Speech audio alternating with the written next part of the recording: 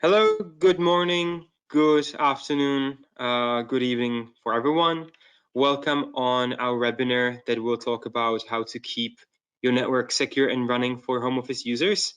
Our panelist today is Pavel Minařík, our CTO. Hi, Pavel, how are you? Hi, Arthur. I'm fine. How are you? Not bad, thank you. Please do feel free to send us your questions or comments throughout the call.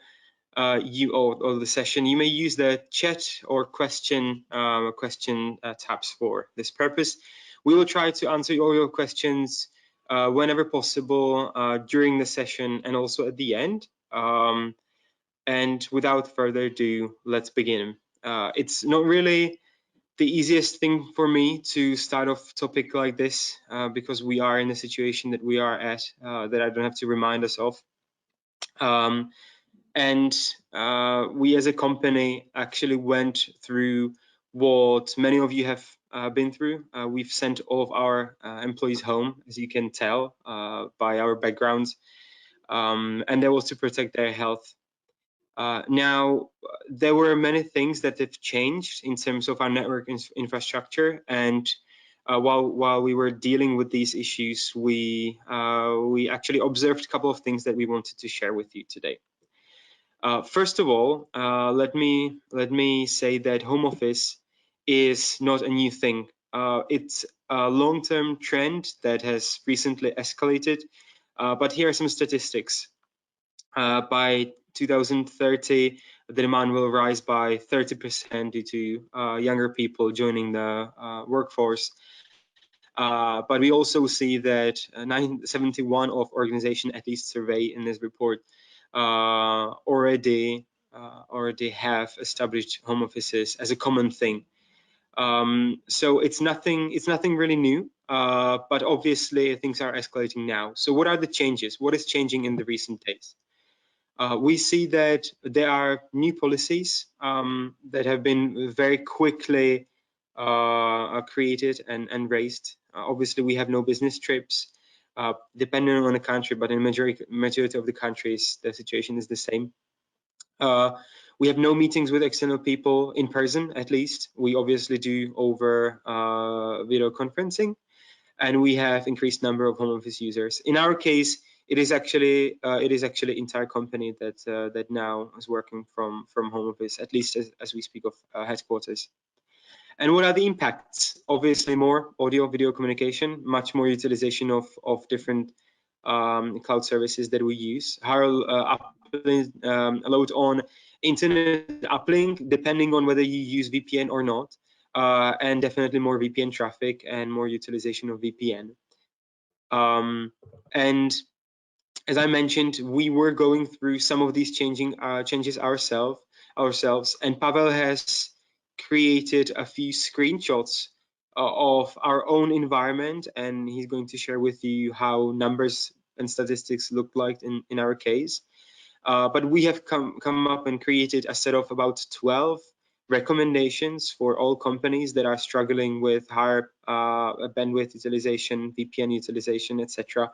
What they can do in order to protect their networks, in order to keep them running as smooth as possible. And Pavel, I believe that you want to spend more time today on the first of these three categories, which is securing sufficient VPN capacity. But also there are other topics, we'll get there, but let's start with the VPN. Yeah, sure. We were thinking how we can contribute to the IT community and how we can share our experience that we have in this topic, and also how we can show how Flowmon can help you with understanding your network traffic patterns, how this changed by increased use of VPN, and also we would like to show how you can pay attention to threats, to security risks. And we don't want to do this on some artificial examples. So I was thinking, like, why don't we show what changed in our environment? Because we are also an IT company, like like you are. So we do have users, we have sales, we have marketing, we have development, we have support team. So we have different roles in the company that use the environment in a different way. So I've decided to show you a couple of examples from our own environment, what we have experienced. So let's go back like 1 week. So in Czech Republic, the decision about quarantining the people and about really shutting down or slowing down the whole country was made, I believe it was like 12th or 13th of March. So Friday, 13th of March, it was for us the day when we also decided that all the employees should stay at home office. And on the same day, we were dealing with internal IT situation, answering the question if our VPN will have enough capacity, which means do we have enough licenses for concurrent users to be connected at the same time, because we expected growth of VPN users by 3 times. We were also checking on hardware resources. So what's going to happen if we triple the number of concurrent users working over VPN? Is our hardware actually sufficient for that? And we also looked at our uplink utilization, but in fact, this was no issue for us, as people will simply go home, they will use their own internet, they will consume their own bandwidth, and they will actually free a lot of bandwidth on our company side for VPN traffic. So for us, the uplink utilization was no issue at all. And we also knew that sorry to jump in. Can you lean over to your microphone a bit or speak up a bit? We're missing some words. Yeah, thank you. Okay, I'll try to do so. So with the uplink, the situation is that we are heavily using software as a service applications and cloud applications. So many of our users, they don't need to actually use VPN at all to work. So the whole sales team, marketing team. So when they go for home office, they don't actually need VPN to access those resources, which is good effect on the uplink utilization. And last, what I wanted to mention is minimizing the bring your own device risk. So when people will access your VPN, your network environment, they can do this also from devices that are not under the control of the company. So you actually cannot enforce a specific policy on that device, which means you need to pay more attention to proper logging and network monitoring and anomaly detection, what those devices are doing in your network. So that's like a general introduction and a set of recommendations that we've built and that we have prepared as a content. Arthur will speak more about it by the end of the presentation, because this content is already available for you on our website. What I want to do, I want to share with you a couple of examples and couple of statistics from our own environment. So we are obviously using Flowmon to measure our own network traffic and to analyze what is happening. So this is an example of a specific one single specific day of our environment, where you can see how our VPN traffic looks like. So as you can see, it's usually pretty low in terms of bits per second, with certain traffic spikes that need to be managed as well. And you can also see that the WAN part of the traffic is like double of the LAN part of the traffic, which basically means that traffic of those users that goes to the internet is routed through the VPN. So that's like two options how you can have your VPN configured. It will just route the traffic to your company, or it will route all the traffic, including the internet traffic, which means that you can apply your company security policy and security measures on that internet traffic as well. So you have better control, but it also means that you are consuming more bandwidth on your uplink. So that's a decision that needs to be made, and it might be a trade-off between the level of inspection and visibility you have compared to bandwidth utilization. Also, what you can see is traffic statistics to our VPN based on individual countries. So we obviously know in which locations we have our colleagues. So we have this basic check if only expected countries are connecting to our VPN, are trying to communicate with our VPN, so we can detect, I would say, basic malicious activity, and we have basic statistics on the country distribution as well. So a couple of highlights. I think I covered some of them already. What I would like to stress is that this is really just monitoring. That's not a security measure. So we will also discuss some recommendations on keeping your traffic secure when using VPN. What I would really stress here is adoption of cloud applications. This is something that helps us a lot, as many of our colleagues, they don't need a VPN at all to work.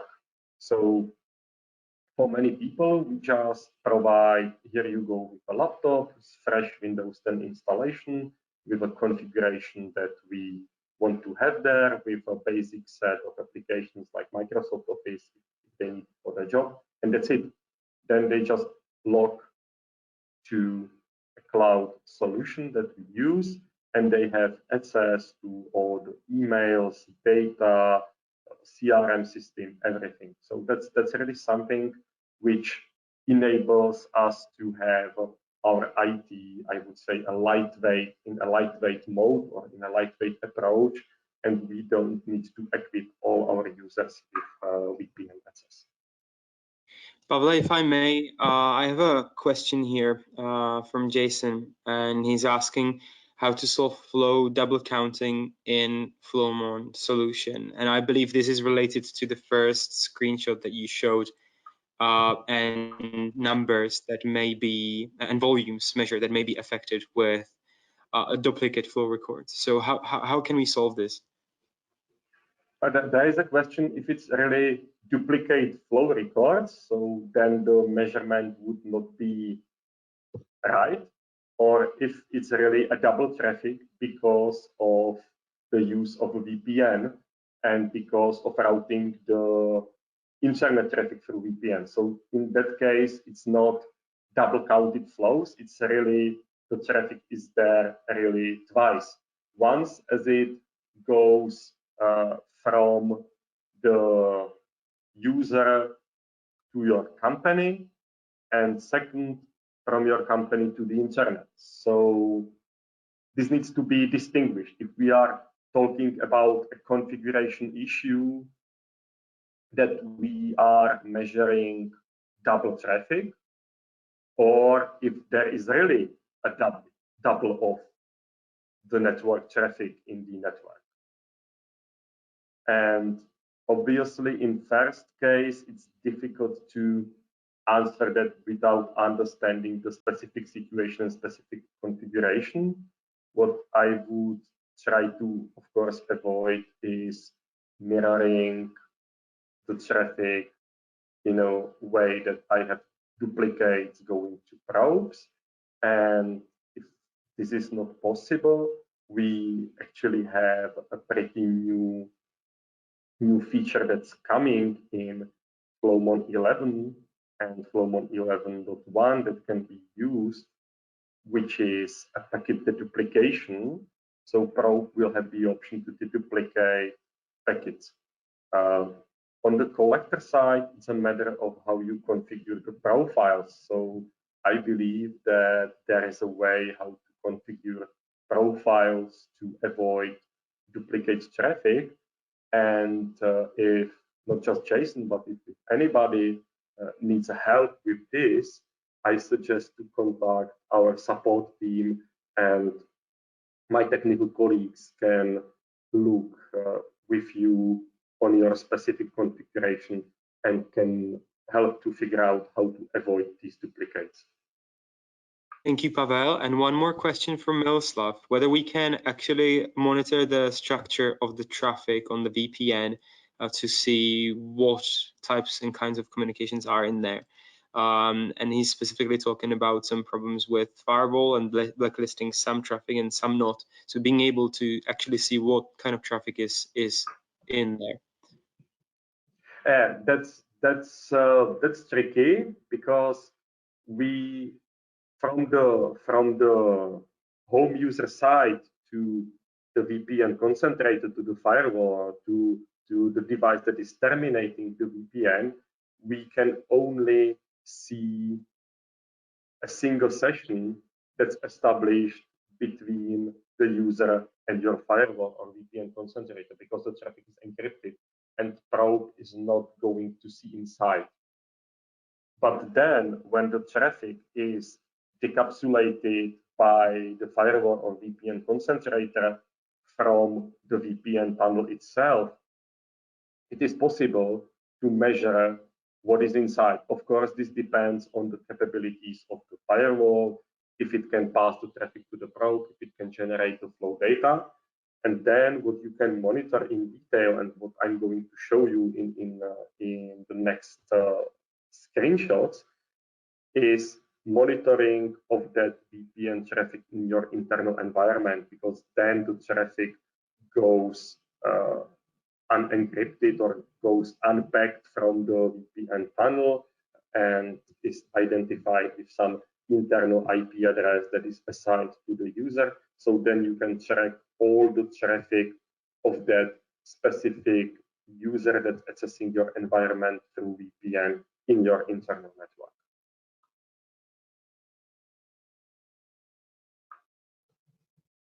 Any more questions, Artur? We do have some more, but I think we'll use them for later when they're more relevant to the slides that you have. So please do continue. Thank you.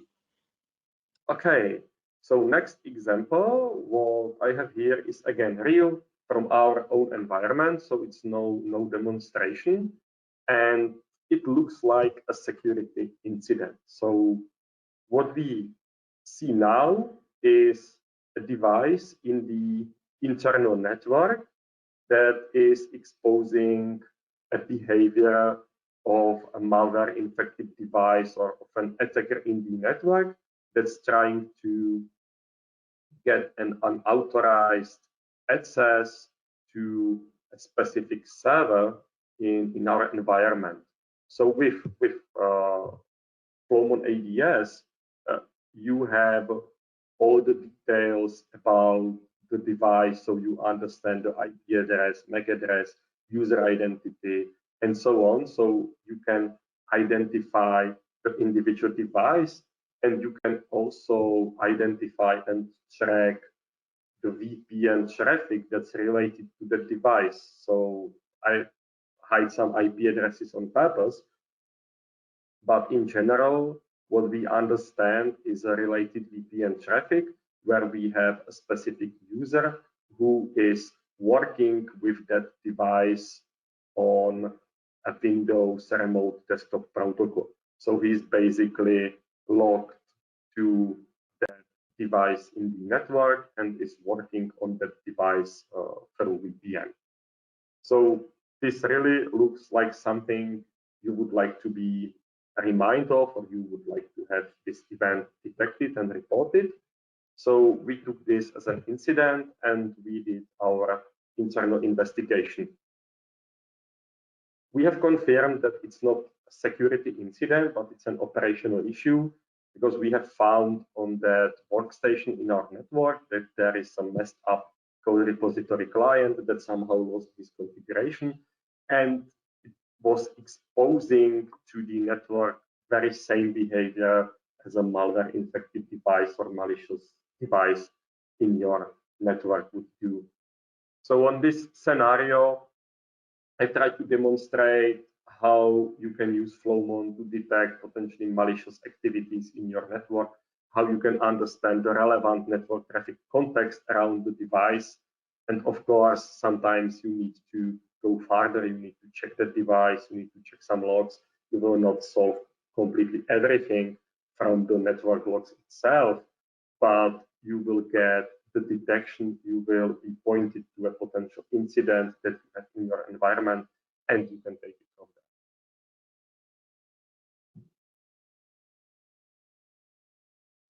there. Any questions, Artur, that you collected? Maybe, Pavel, a question from me. How would you solve this situation? Is it a matter of doing a false positive or actually making some adjustments to the client station itself? Yeah, that's something you need to solve on the client station, because the detection is correct. It's not expected behavior in the network. The origin of that behavior or the reason for that behavior is not a security issue. It's a configuration issue, but it's definitely something that you need to solve on that workstation directly, not in the network itself or not by configuring a false positive. Thank you.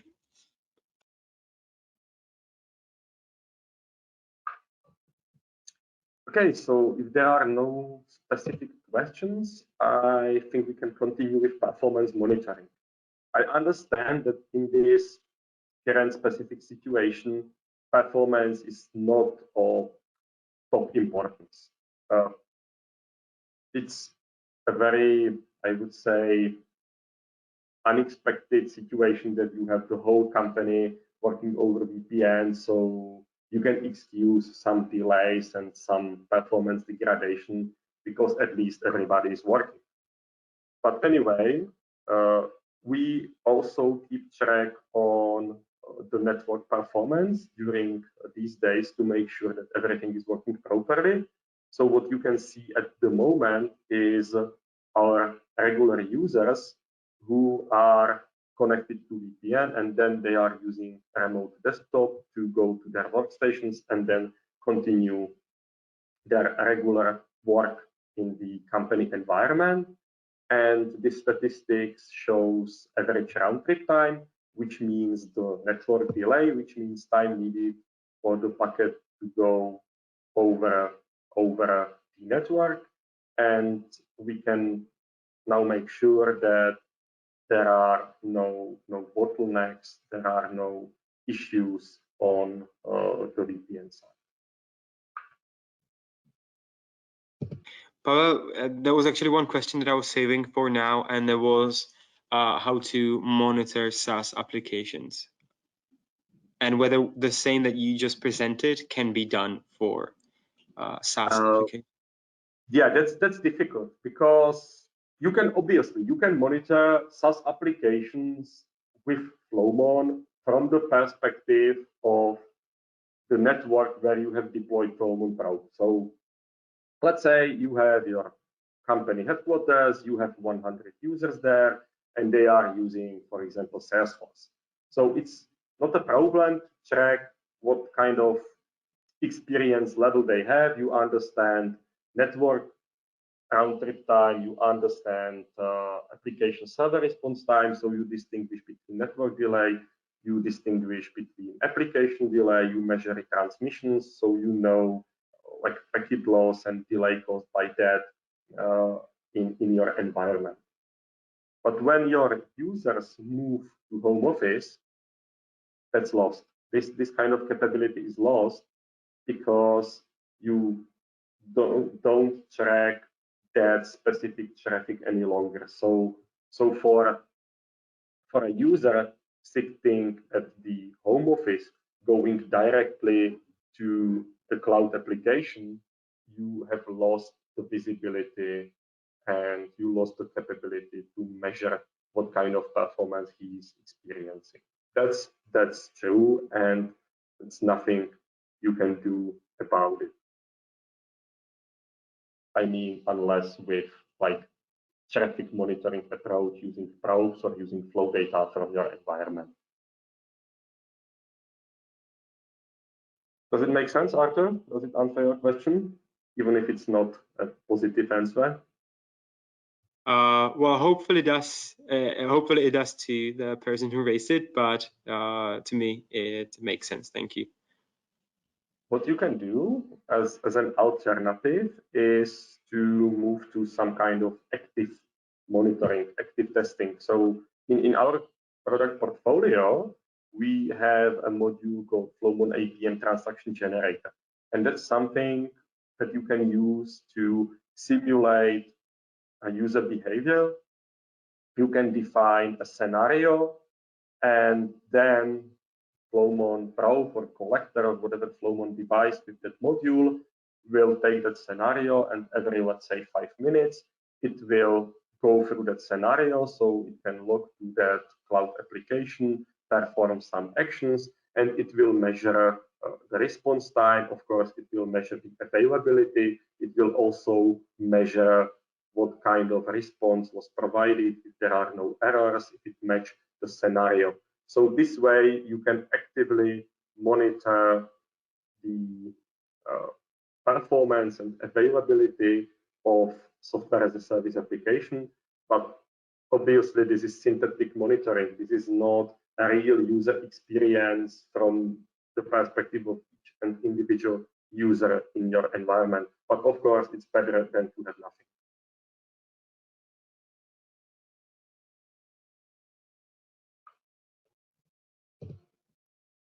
Okay, so let's move on to some wrap up and some highlights. What we didn't talk about yet is administrative readiness.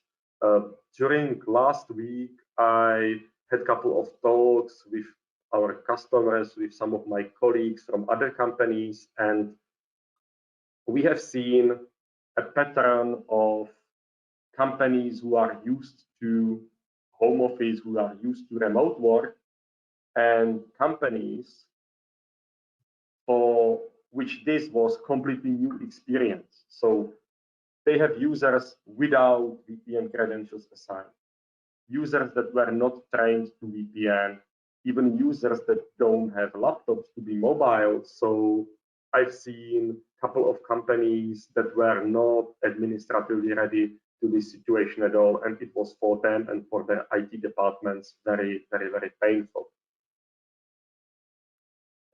Then there is the aspect of performance and capacity that we have discussed. I think we don't need to spend more time on that. And the last topic is security, where I want to stress one very important thing: two-factor authentication. You can find on the internet many reports and many statistics that claim that VPN access is one of the most common way how to get compromised. You probably remember the story of Avast from last year, where they experienced an issue with VPN access. And I know from last week, the company that after moving to home office, after moving heavily to VPN access, they got compromised immediately after that.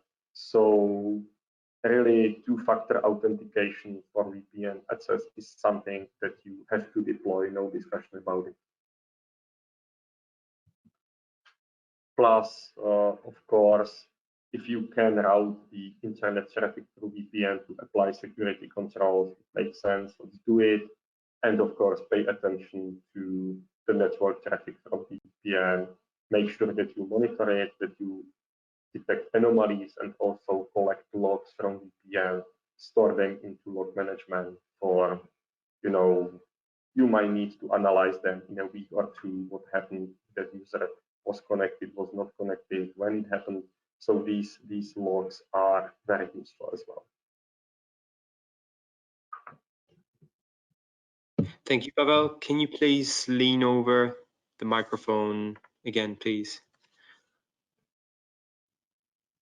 So that we can hear you better. Thank you. I think that's all. So do we have some more questions? I've managed to answer most of them in the meantime, and because we are running out of time, let's carry on with the presentation. If there will be any standing questions, we'll answer them after the session as well. But what I wanted to stress is that everything that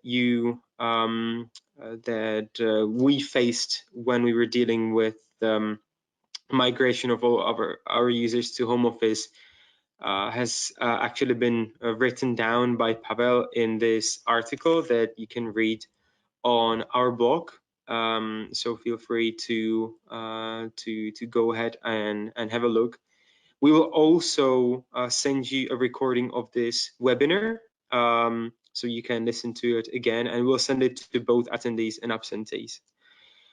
Related to all of this content, to the article by Pavel and to this webinar, we have two how-to guides. So those of you who are using Flowmon today already can use these to do two things. One how-to guide is more related to security, and that's again Pavel's work, and he was demonstrating how to do incident analysis in Flowmon ADS.